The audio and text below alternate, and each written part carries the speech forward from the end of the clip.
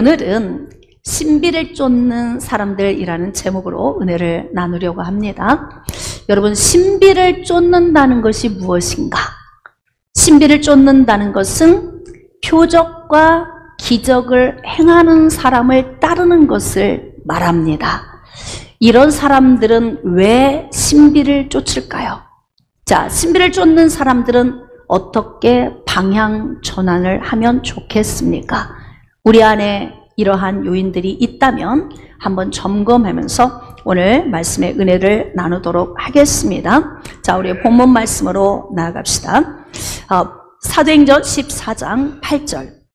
루스드라에 발을 쓰지 못하는 한 사람이 앉아 있는데 나면서 걷지 못하게 되어 걸어본 적이 없는 자라.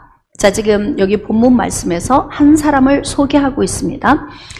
바울과 바나바가 전도 여행을 가서 루스드라 지역에 도착을 했습니다. 그곳에 도착을 해서 예수 그리스도의 복음을 증거함에 있어 그곳에 모인 무리들 가운데 한 사람을 소개하고 있는데 그 사람이 바로 나면서부터 한 번도 걸어본 적이 없는 안진뱅이다. 이렇게 소개를 하고 있습니다. 여러분, 우리가 인생의 삶을 살면서 여러 가지 문제를 만나요. 문제 없이 살 수는 없습니다. 반드시 문제는 와요. 왜냐하면 죄 가운데 우리가 살기 때문에 그래요. 이미 죄가 우리 안에 들어왔고 이 죄가 우리를 주장하고 있기 때문에 우리는 죄인과 죄인이 어우러져 사는 삶 가운데서 많은 문제를 발생시키고 삽니다.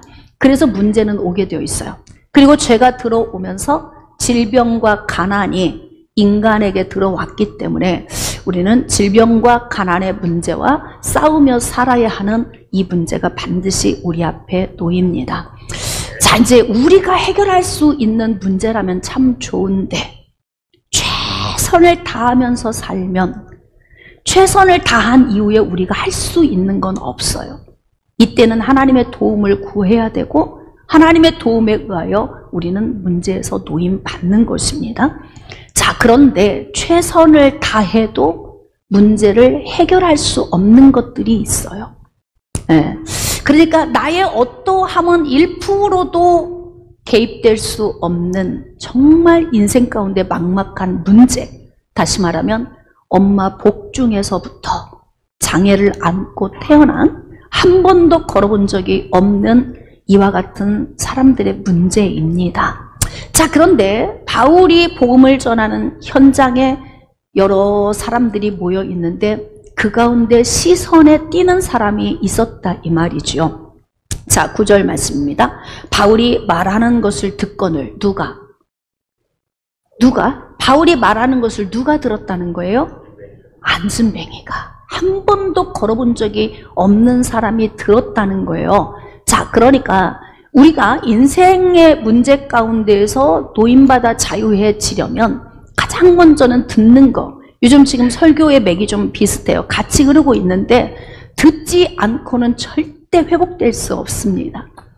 하나님의 말씀은 들어야 믿음이 자라고 또 그 믿음이 자라야만이 그 믿음을 삶에 적용하면서 사는 거예요. 할렐루야.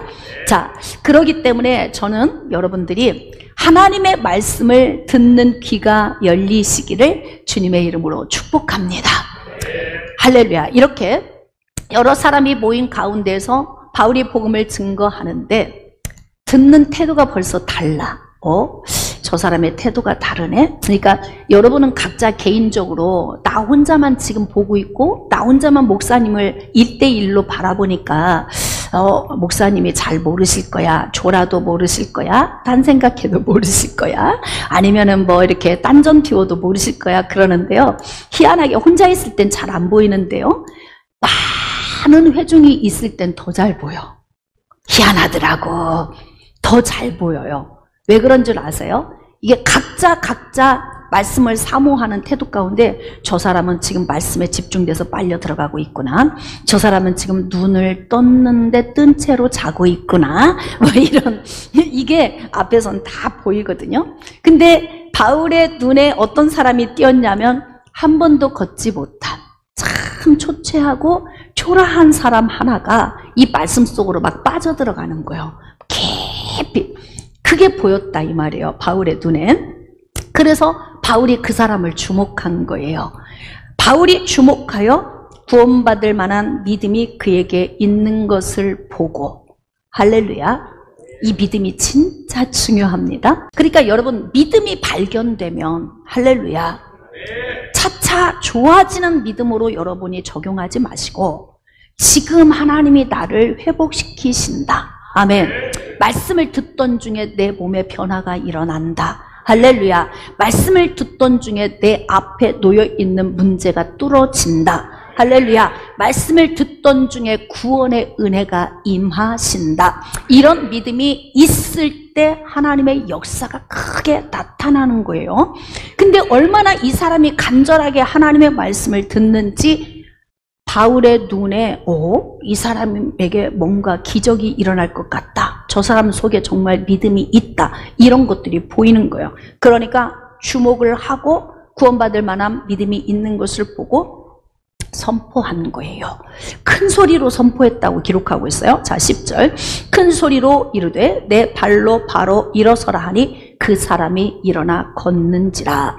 여러분, 뭐 큰 소리가 능력이 있는 건 아니에요. 바울은 왜 큰 소리로 했을까? 의도성이 있었습니다. 큰 소리의 의도성. 왜냐하면 많은 사람의 시선을 집중시키기 위해서 그런 거예요. 왜?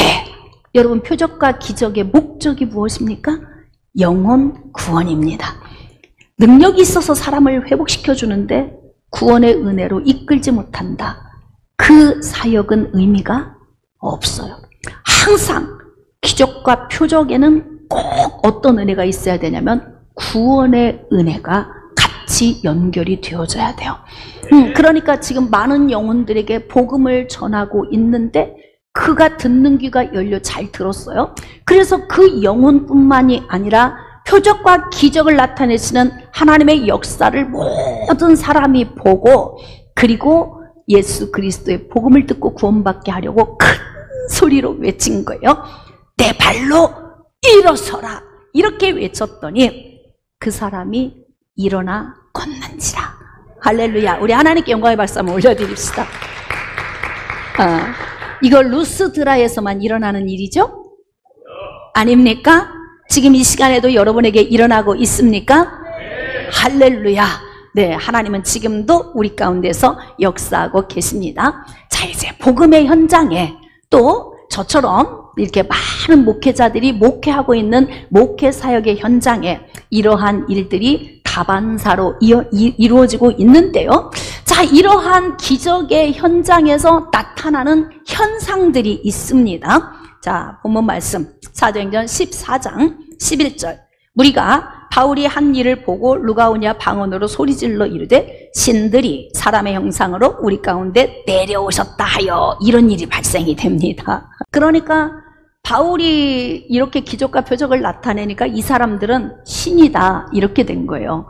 그래서 이들이 어떻게 합니까? 이제 제사를 지내려고 막 준비를 하는 거예요. 이런 문제가 발생합니다. 자, 그래서 이 문제를 현재 우리의 삶 속에 좀 적용을 해본다면 기적과 표적을 나타내는 능력의 사람들에게 나타나는 특징이 뭐냐면 이단성으로 가는 것이 쉬워진다, 이 문제예요.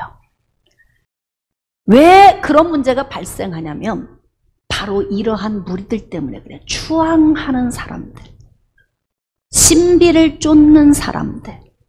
자, 처음에 제가 말씀드렸어요. 신비를 쫓는다는 게 뭐라고 말씀을 드렸나요? 기적을 행하는 사람을 쫓는 사람.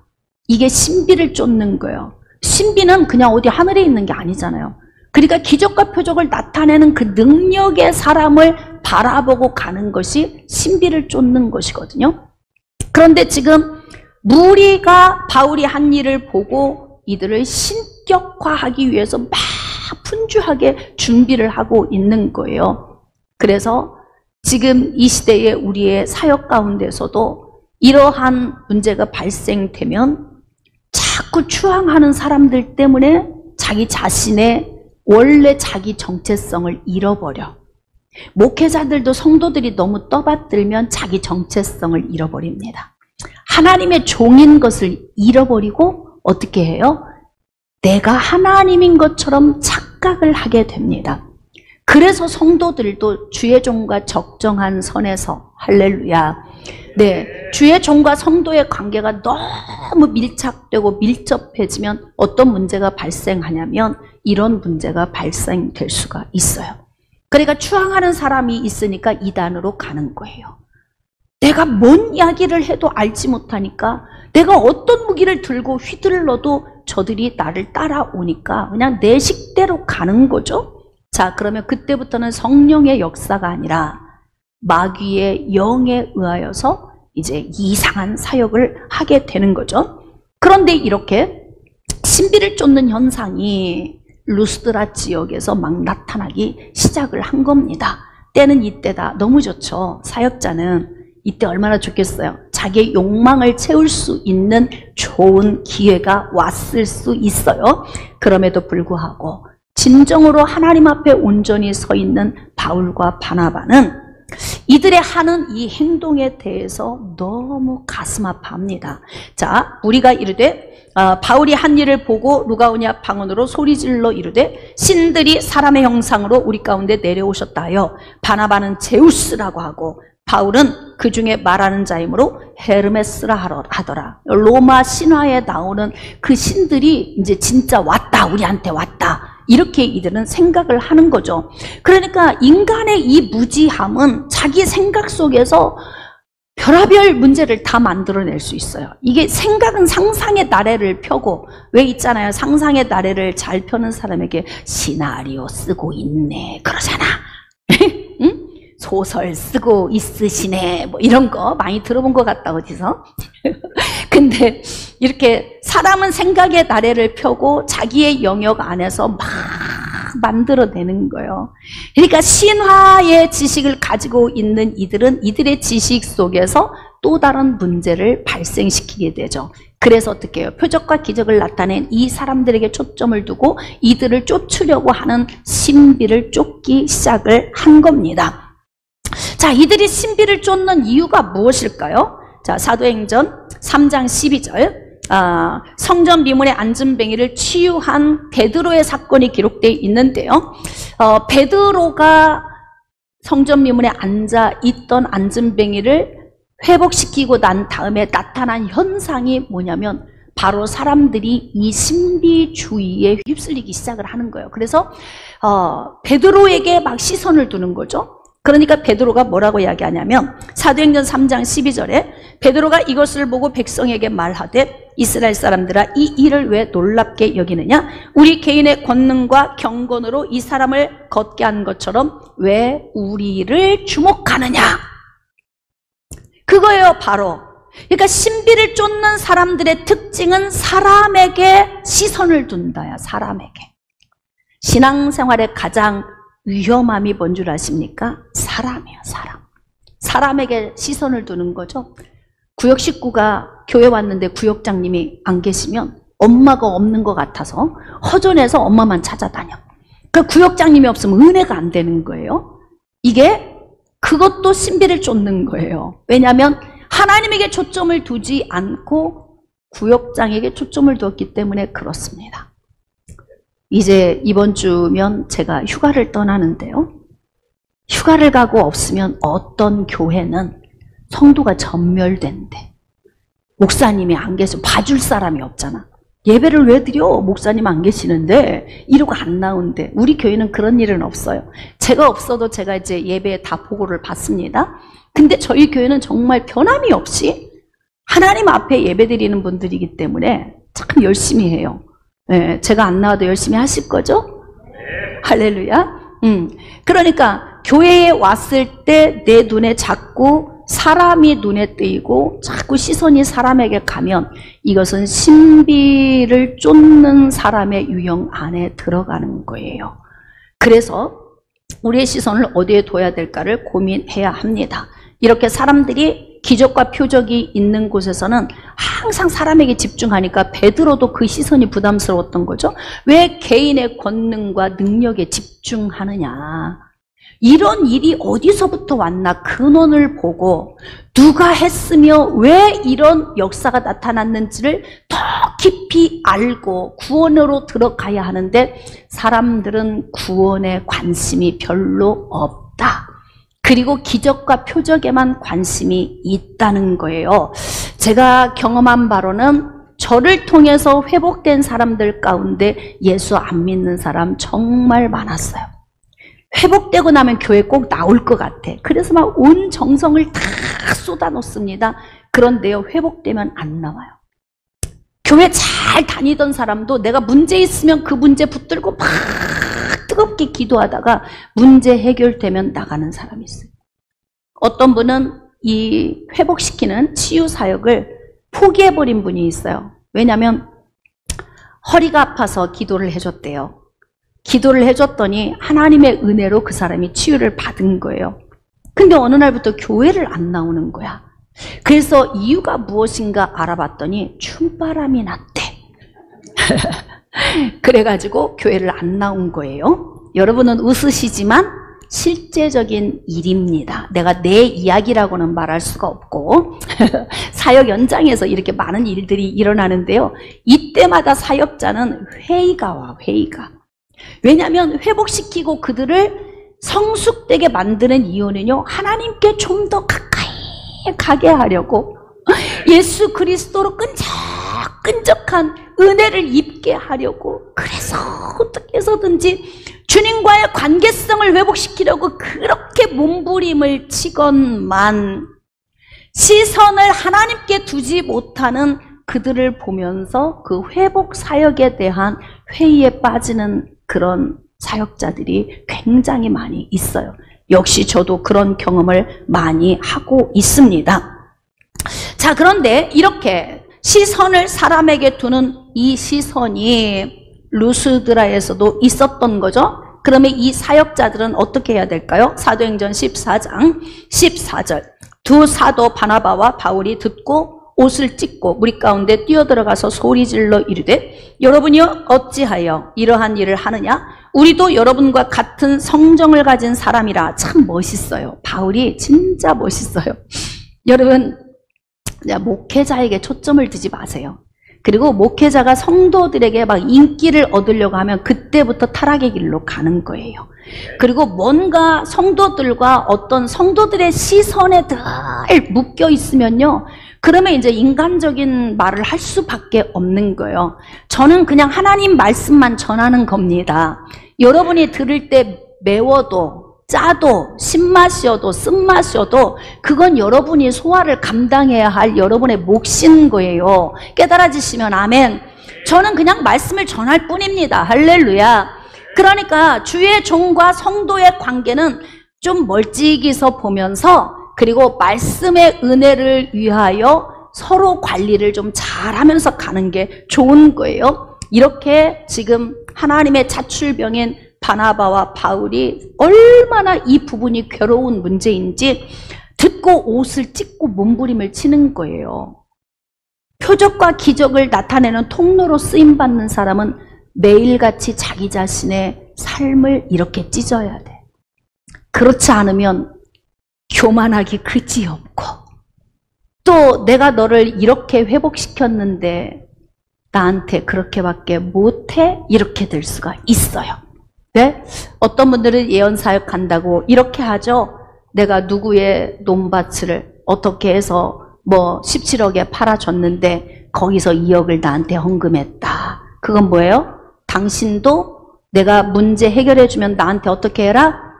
바쳐라. 그 뜻이잖아요. 사기꾼들이야.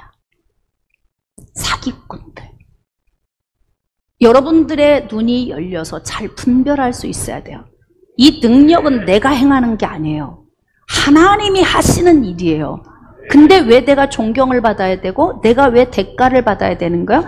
감사 표현을 할 수 있어요. 과일 한 박스 사다 이렇게 하면서 저를 이렇게 안진뱅이 있는 삶에서 회복시켜 주셔서 너무 통로로 쓰임받아서 감사합니다. 이 정도의 인사하는 거 할 수 있잖아요. 그렇죠? 사람과 사람의 관계성 속에서 그 정도의 감사 표현이면 되지 않을까 싶은데, 이렇게 지금 바울과 바나바는 정말 자기 자신을 찢는 거야.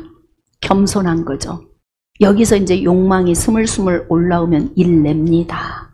일돼요. 이 루스드라 지역에서 그냥 주저앉아가지고요. 제우스 신당에 앉아가지고요. 가져와. 그럼 될까 안 될까?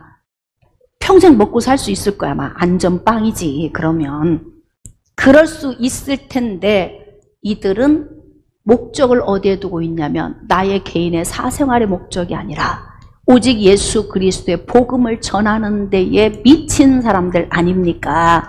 할렐루야. 그러니까 본질을 잊으면 안 된다는 거예요. 그래서 이들이 그렇게 무리 가운데 들어가서 막 소리 지르면서 당신과 같은 성정을 가진 사람이다. 아니, 어떤 사람은 왜 목사님이 방귀를 꼈는데 시험이 들어? 왜 그러는 거예요 도대체? 그런 이야기가 우리 어려서부터 그냥 부흥 강사 목사님들이 하시던 이야기를 제가 한마디 툭 던져봤어요. 근데 왜 그러는 거예요? 주의 종들이 잘못하고 있는 거죠. 전 그렇게 생각을 해요. 주의 종이 막 신선해 보이지. 막 갓 그냥 냉장고에서 꺼내온 막 시원한 뭐 과일처럼 신선해 보이는데요. 여기서 뭐라 하냐면 나 안 신선해. 너나 나나 똑같아. 같아. 지금 이렇게 말해요. 이렇게 말할 수 있는 사람이 진짜 하나님의 종입니다. 자, 여러분에게 복음을 전하는 것은 이게 본질이에요. 복음이죠. 복음 없이 뭔 의미가 있느냐 이 말이야. 제가 치유 사역을 많이 내려놨어요. 제가 16년간 치유훈련학교에서 목회자 2,500여 명을 수료시켜서 훈련시켜서 내보내고 각 교회에서 이렇게 사역할 수 있도록 가르치고 훈련시키는 자로서 정말 많은 아픈 사람들을 회복시켜 왔어요. 제가 우리 교회 안에서도 현재 그렇게 하고 있고, 그럼에도 불구하고 예전에 비해서 제가 그런 사역을 많이 내려놓은 이유는 뭐냐면 그게 본질이 아니다는 걸 알게 된 거예요. 그게 본질이 아니야. 본질은 어디에 있느냐? 구원이에요. 복음, 예수 그리스도의 죽으심과 예수 그리스도의 부활하심, 이 사실을 믿고 하나님께 나아가서 그 하나님 안에서 하나님과 함께 사는 그 훈련이 이루어지도록 하는 것이 주의 종이 해야 할 일인데, 사람들은 기적과 표적, 능력만 보고받고 오는 거예요. 그리고 회복되면 세상으로 도로 나갑니다. 그리고 막 기적을 체험을 했지만 회복되고 나면 은혜를 잊어버려. 그리고 막 바늘로 찌르는 행동을 해요. 이런 거 보면서 어떤 때는 참 인간이 짐승 같다, 이런 생각이 막 들 때도 있다니까요. 그러니까 우리가 정말 중요한 건 뭐냐면 복음을 벗어나면 안 된다. 깨달아지시면 아멘. 복음을 벗어나면 안 돼요.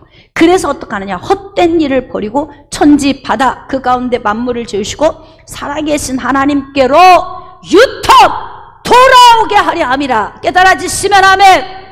여러분들이 지금 예배를 드리러 오신 목적은 어제의 삶에서 유턴하고 하나님이 기뻐하신 자리로 나아가기 위한 목적이에요. 매번 습관적으로 나와서 지난주에도 드렸고 이번 주에도 드렸고 그냥 습관적으로 나오는 것이 아니라 이 말씀을 삶에 적용하면서 나를 유턴시켜 하나님께로 가야 돼요. 그러니까 루스드라 지역에서 이러한 기적과 표적을 하나님이 나타내 주신 목적은 뭐냐면 유턴, 돌아오라는 거예요. 돌아오라.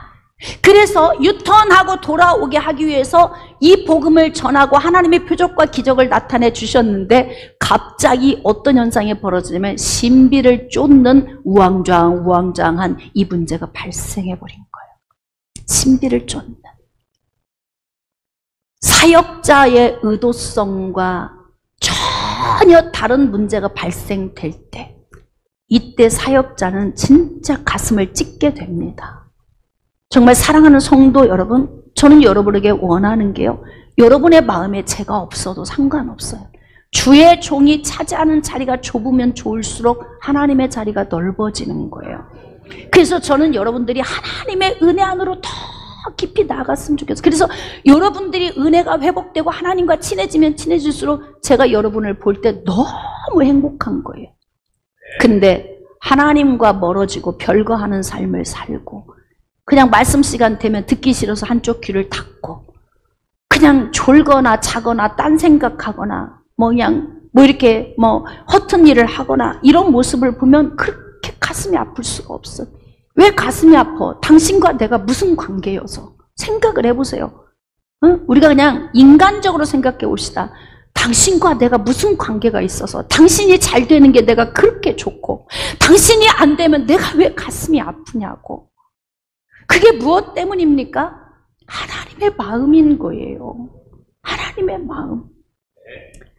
그러니까 우리가 하나님 은혜 안에 살면서 정말 예수 그리스도에게 초점을 두고 여러분이 예수님 안에서 정말 건강하게 잘 살면 주의 종은 그것보다 더 기쁜 게 없어.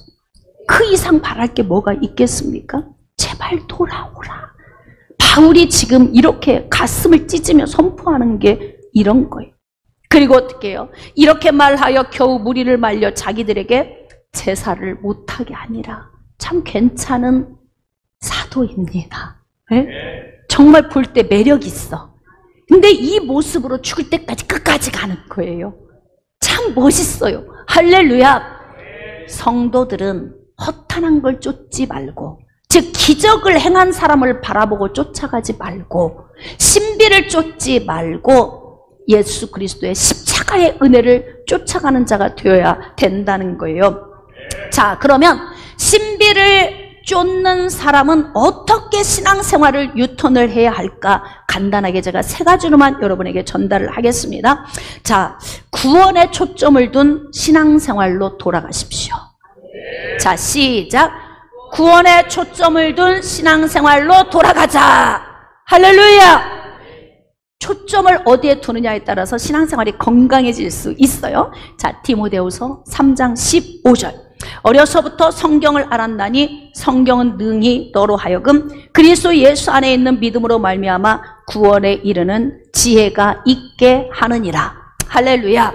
그러니까 구원의 은혜를 입으려면 성경을 끼고 있어야 돼요. 성경 말씀이 그렇다고 막 직장 갈 때도 끼고 가고 지하철 탈 때도 끼고 그런 의미가 아니고, 성경에 기록된 이 말씀이 나와 함께 움직여야 돼.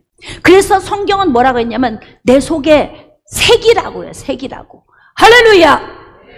우리 속에 깊이 하나님의 말씀을 새기고 그 말씀과 함께 움직이는 거예요. 어떤 한 분이 벌벌벌벌 떨면서 왔어요. 첫마디가, 목사님 저 오늘 밤에 죽을 거예요. 죽고 싶어요. 근데 이분은 우울증 때문에 고통을 받으면서 굉장히 무기력하고 덜 죽고 싶은 충동에 시달리면서 사는 분이에요. 제가 이분에게 상태를 좀 알아보려고 이런저런 질문을 좀 했어요. 질문하던 가운데 제가 한 가지를 발견했어요. 이분이 뭐라고 이야기를 하냐면, 목사님, 귀신이 자꾸 저한테 죽으라고 말을 한다는 거예요. 넌 이제 죽어. 그냥 죽어버려. 넌 살 가치가 없어. 뭐 하려고 살아. 계속 이게 귓속으로 들리는 거예요.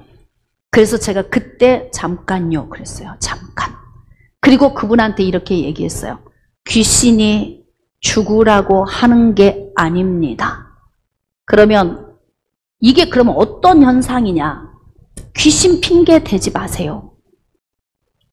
왜 귀신이 이런 음성을 나한테 주냐면, 내 속에 내 스스로 차라리 죽었으면 좋겠어 라고 하는 생각이 있으니까 어둠이 그것에 힘을 실어준 거야. 어둠은 절대로 자기가 좋아하는 요인이 없으면 안 들어옵니다.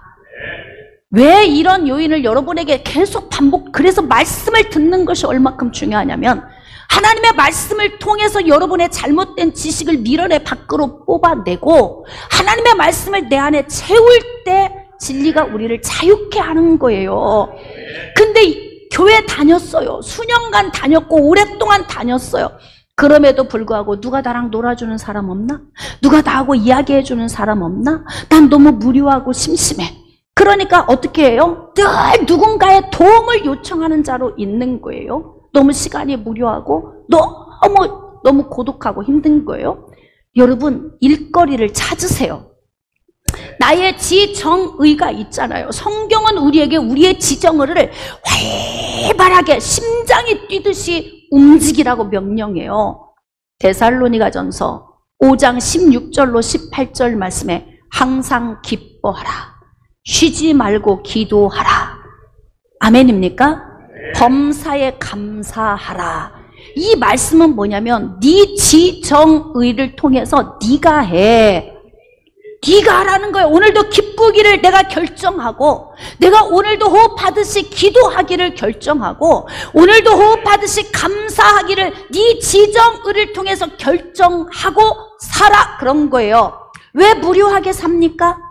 여러분 열심히 운동도 하고, 세상에 여기는 에클레시아 카페도 해놨잖아요. 와서 시원한 데서 책도 좀 읽고, 시간 나면 와서 기도도 좀 하고, 복음지 들고 나가서 전도도 하고, 자식들 결혼시켰으면 맛있는 반찬도 해서 막 나르고, 내가 좀 풀기가 있어 기운이 있을 때까지는 무료하게 살지 마세요. 이해되십니까? 자기 건강관리도 열심히 좀 하시고, 누가 와서 나에게 요양보호사가 돼서 나를 도와주기를 원하면 50살이어도 노인인 거예요. 이렇게 바쁜 세상에 누가 와서 맨날 놀아줘 나하고. 에? 그러니까 내 마음속에서 참 재미없다, 무료하다, 심심하다, 외롭고 고독하다, 이렇게 생각하고 있는 그 생각 속에서 아우 내가 이렇게 살면 뭐해? 이 생각을 하는 순간 귀신이 두루두루 다니다가 어떻게 하느냐, 벌써 레이더 방에 포착이 된 거야. 얼굴 벌써 기미 끼고 죽을 것 같죠? 밤 입맛 없죠? 잠 못 자죠? 행색이 벌써 몰골만 봐도 느낌으로 와. 귀신도 얼마나 귀신같이 아는 줄 아세요? 그러니까 벌써 쫙 돌아보다가 레이더망에 딱 걸렸는데 가만히 들어보니까 아휴 내가 이렇게 살면 뭐해, 이 말을 툭 내뱉는 거야. 그러니까 귀신이 보고 야 여기 있었구나. 그리고 들어와서 어떻게 하는 거야? 그러면 죽어. 죽으면 되잖아. 죽으라니까? 이렇게 계속 귀신이 와서 이야기를 하는 거예요. 자, 그러면 이 사람은 어떻게 생각하냐면, 목사님 계속 귀신이 계속 저한테 죽으라고 해요. 그런데 원리적으로 보면은 귀신도 억울할 것 같아. 귀신은 내가 죽으라고 한 게 아니라 지가 죽고 싶다고 해서 내가 한 말이다? 할 말 있겠죠, 귀신도? 지금 이런 설교를 듣는데도 못 알아듣는다면 안 똑똑한 거야, 정말. 에? 정신 바짝 차리고 열심히 사세요. 성경에서 보면은 다윗도 이야기하잖아요. 내가 날마다 주를 찬송하리이다. 누가 하는 거예요? 내가 하는 거예요. 종일토록 주를 높이리이다. 누가 하는 거예요? 내가 하는 거예요. 매일매일 주님과 함께하리이다. 누가 하는 거예요? 내 평생토록 주님을 찬양하리이다. 누가 하는 거예요? 내가 다 같은 말이야. 종일토록 매일매일 평생에 뭐 호흡하면 다 같은 말인데, 다윗은 자기 자신의 지정의를 통하여 명령하는 거예요. 너 그렇게 결정하고 살아야 누가 좋다? 다시 누가 좋다? 내가 좋다. 그러니까 이 예배 드리면서 오늘 자유해지시기를 주님의 이름으로 축복합니다. 여러분, 이렇게 신비주의, 즉 능력과 기적을 행하는 사람을 쫓는 사람의 특징은 바로 무엇이냐면 구원에 초점이 없는 거예요. 구원 받았잖아요. 내 인생이 너무 귀해요. 그래서요, 여러분 시간이 너무 아까워요.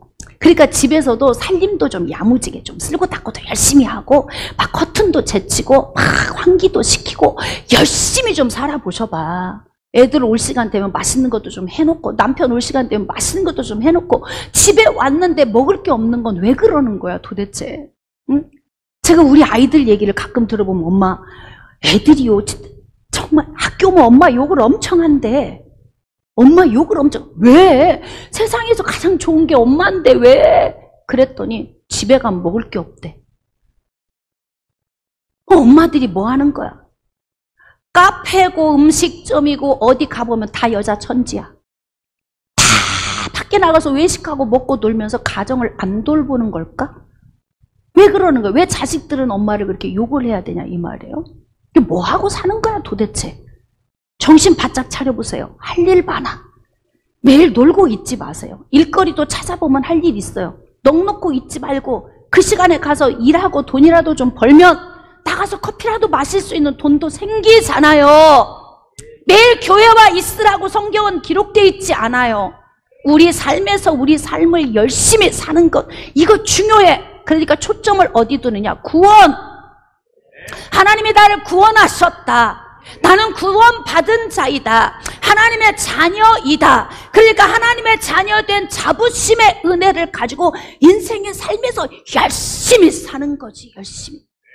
아우, 나는 무기력해 보이는 사람처럼 한심한 사람이 없어. 열심히 살아. 인생 뭐 2번 주어집니까? 딱 한 번이요. 게을러 터진 사람 보면 속이 터지고, 시간을 아낄 줄 모르는 사람 보면 안타깝고. 열심히 사세요. 교회에서 하는 일은 여러분이 매일 교회 와서 무슨 대학 이게 중요한 게 아니에요. 교회에서 예배 드리면서 말씀 듣고 어떡하느냐? 정말 가정과 사회에 돌아가서 예수 믿는 사람처럼 살아주셔야 돼. 그래야 하나님의 나라가 세워지는 거예요. 깨달아지시면 아멘. 그래서 신비를 쫓는 사람들은 구원에 초점을 두고 구원의 본질적인 것을 잊지 말고 살아야 한다. 그러면 교회 와서 좀 목사님이 부족해도 이해가 되고, 할렐루야. 그것이 내 신앙을 흔드는 요인이 될 수는 없다. 아멘. 자, 2번째, 성숙하게 변화된 신앙생활로 돌아가라. 자, 디모데후서 3장 16절로 17절, 모든 성경은 하나님의 감동으로 된 것으로 교훈과 책망과 바르게 함과 의로 교육하기에 유익하니 이는 하나님의 사람으로 온전하게 하며. 여러분, 성경 말씀이 우리에게 주는 2가지 유익을 크게 이렇게 나눴는데, 첫 번째는 구원이에요. 말씀 들으면서 구원. 2번째는 뭐냐면 삶이에요. 삶. 그러니까 구원과 삶은 2 날개인 거예요. 구원은 주권적으로 주시는 거기 때문에 하나님의 은혜로 받는 것이고요. 삶은 내 선택이에요. 근데 어떻게 삶을 온전히 사냐면 하나님의 말씀을 듣고 이 말씀을 삶에 적용을 할 때 어떻게 하느냐? 온전한 사람으로 바뀌는 거예요. 그러니까 말씀이 없이는 절대로 변할 수가 없다. 졸고 어떻게 변해? 매일 어린아이 신앙에 머물러 있죠. 그러니까 쓸데없는 소리만 하고 다니는 거야. 성숙되지 않는 거예요.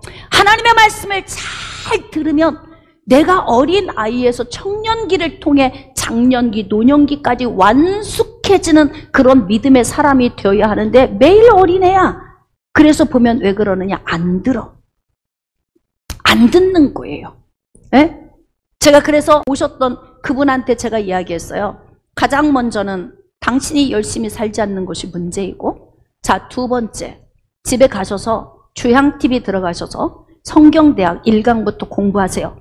각 지역에서 성경대학 공부하다가 귀신이 떠나고 우울증이 떠나고 회복되는 사람들이 저한테 전화가 계속 오니까 가셔서 들으세요. 그랬더니 저는 성경을 일독도 해본 적이 없어요. 말씀 설교 시간에 안 들어와요. 영상 보기 싫어요. 그럼 딱 하나야. 내가 도와줄 게 없어요. 뭔 주양 목사가 무슨 능력이 있나.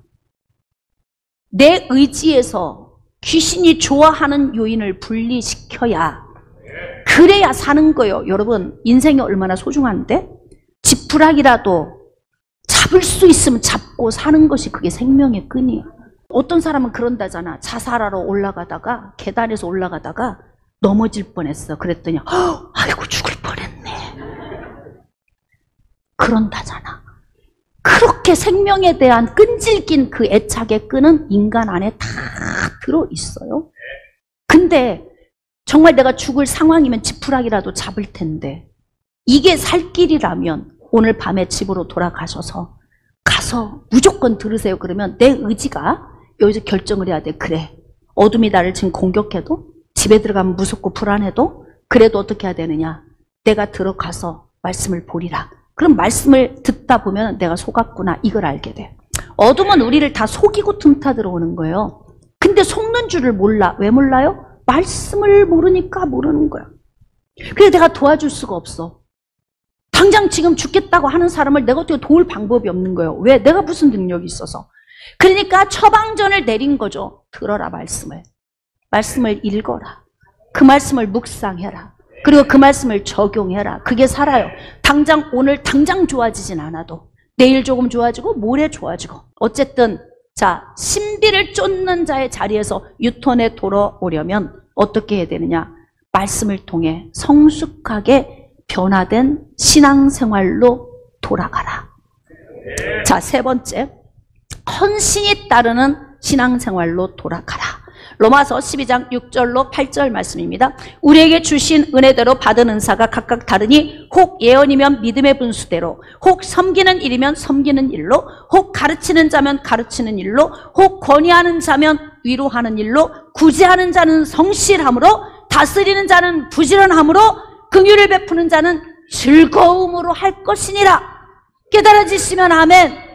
여러분, 은사는 고린도전서 12장에 기록된 은사만 그게 전부 은사가 아니에요.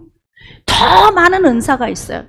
여기에서는 지금 로마서에 기록된 이 은사는요, 막 섬기는 일, 가르치는 일, 구제하는 일, 위로하는 일, 다스리는 일, 긍휼을 베푸는 일, 다 은사라고 했어요. 그러니까 하나님이 여러분에게 각자 넣어주신 이러한 은사를 통해서 어떻게 해야 되느냐? 하나님 나라의 일을 위하여 열심히 헌신해야 돼. 열심히 헌신. 할 수만 있으면 주보지라도 나눠주세요. 나는 나이 먹어서 늙은이야. 늙었으니까 이제 난 뒤로 쳐져야 돼. 전 그걸 원하지 않아요. 나는 하고 싶어 할 때까지 구역장도 세운다 그랬어요. 저는 더는 풀기가 없어서 못하겠습니다. 그럼 갈 때잖아요. 풀기 없으면 가야 돼. 기력 없으면. 그때 저는 못하겠습니다. 그러면 그만 내려놓게 하겠다 그랬어요. 내가 할 수 있을 때까지는 해야 된다 그랬어요. 그러니까 어떻게 해요?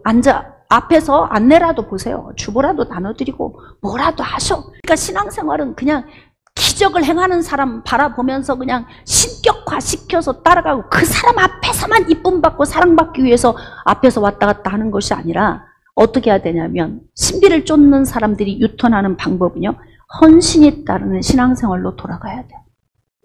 그래서 교회 오면은 항상 어느 부분이든지 자꾸 돌아보고 내가 할 일이 있는지 없는지 보면서 여러분이 헌신하는 것, 이러한 일들이 여러분에게 주어질 때 어떠한 은혜가 오냐면 신비를 쫓는 상태에서 정상적인 신앙인으로 돌아간다. 기억하실지 모르겠네요. 정상인으로 돌아가는 방법 세 가지. 첫 번째, 시작.